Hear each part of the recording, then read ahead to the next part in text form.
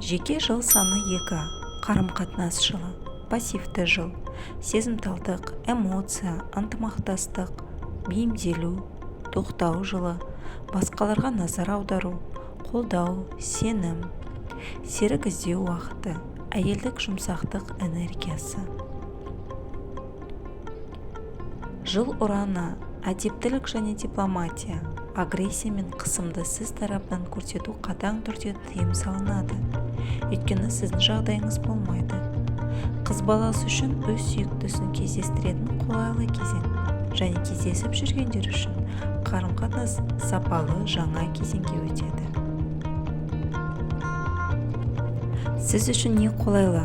Басқаларды тыңдау және есту, айналаңызға көбірек көңіл бөлу, өзіңіздің ғана емес, жақындарыңыздың да эмоциялар мен сезімдеріне көбірек көңіл бөлу, қарым-қатынас орнату және жақсарту, командада жұмыс істеу, ынтымақтастық, сенім, көмектесу, әлеммен үйлесімділік және ішкі үйлесімділік орнату, өмірдің жайбарақат жұмсақ ағысымен жүру, отбасын құру, бала туу.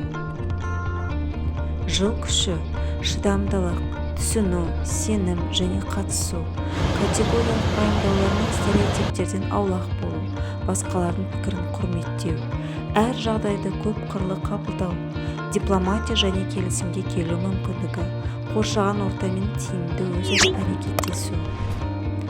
Достар, бұдан басқа да видеоларымды жіберіп алмас үшін маған тіркеліп кетулеріңізді сұраймын.